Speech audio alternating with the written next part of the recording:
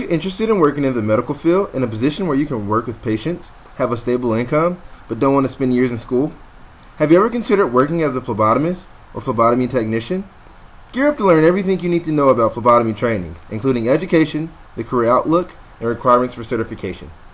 When choosing a phlebotomy training program, one of the first considerations should be to make sure that the program is accredited. Choosing an accredited phlebotomy training program is vital because such programs provide students with the necessary and highest level of training. Further, program accreditation is essential for phlebotomy certification. The more popular accrediting body is the National Accrediting Agency for Clinical Laboratory Sciences, although phlebotomy graduates can also obtain certification through the American Certification Agency for Healthcare Professionals and the National Commission for Certifying Agencies. Depending on the state of residence, additional local requirements may exist. As an example, phlebotomy training programs in the state of California must also be accredited by the California Department of Public Health Laboratory Field Services. Accordingly, it is very important to check with your respective state board of health and or licensing department for the presence of additional requirements before choosing a phlebotomy training program. Generally, the primary requirement to enter a phlebotomy training program is a high school diploma or its equivalent, a GED. Other common requirements include applicants having to provide proof of health examination, health insurance, current immunizations, CPR certification, background check clearance, and a criminal background check. Prerequisites in the form of courses and classes tend to be rare. Further, not all requirements must always be met at the start of training. Phlebotomy training entails a blended curriculum of didactic and clinical teaching and can take anywhere from several months to a year or more to complete. The American Society of Phlebotomy Technicians recommends that phlebotomy programs consist of roughly 210 hours of study, with 90 hours allocated to classroom lectures, 30 hours allocated to work in a simulated laboratory environment, and 90 hours allocated to a supervised clinical setting.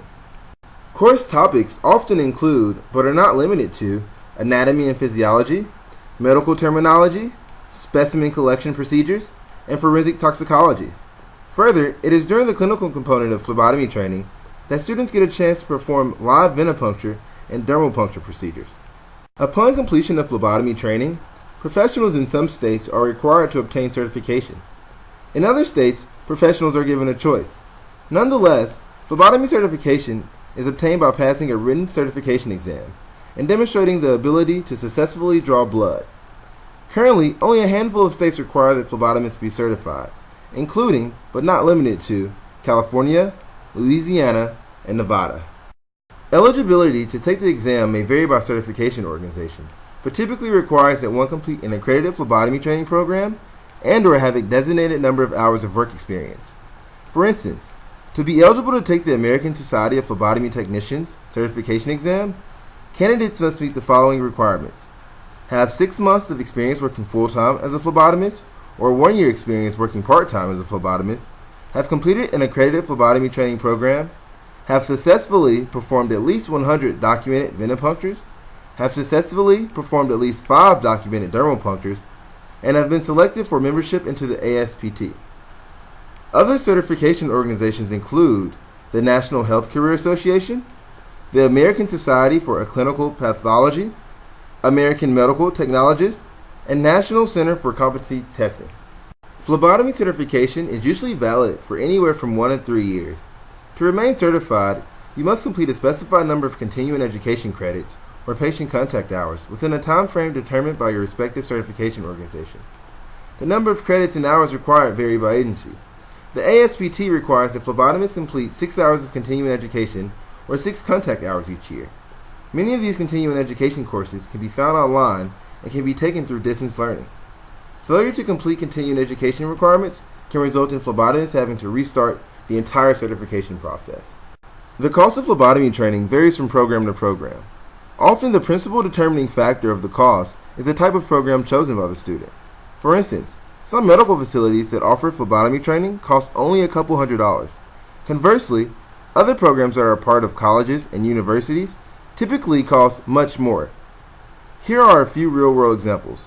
A technical college in Minnesota offers a 9-month phlebotomy certificate program that costs $3,400 for tuition and fees, plus an additional $760 for books and supplies.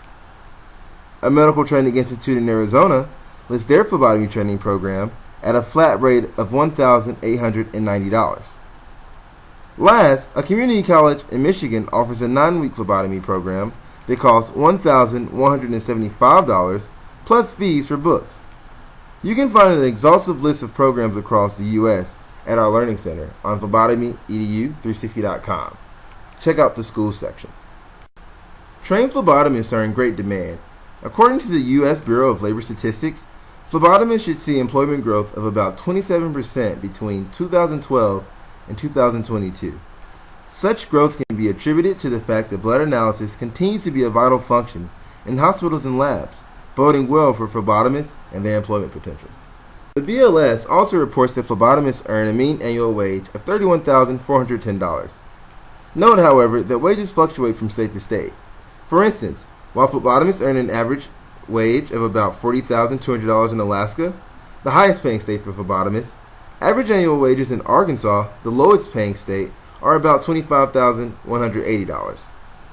Other factors that may affect earning potential include the level of training, work experience, number of certifications, and place of employment. According to a July 2014 report by Salary.com, phlebotomists earn on average annual wages of $30,934, with the lowest 10% earning $24,980 and the highest 10% earning $37,499. That concludes our video cast on phlebotomy training. We hope that we have helped you learn more about the topic. Should you have additional questions, feel free to leave a comment below. You can also visit our site at phlebotomyedu360.com. Take care.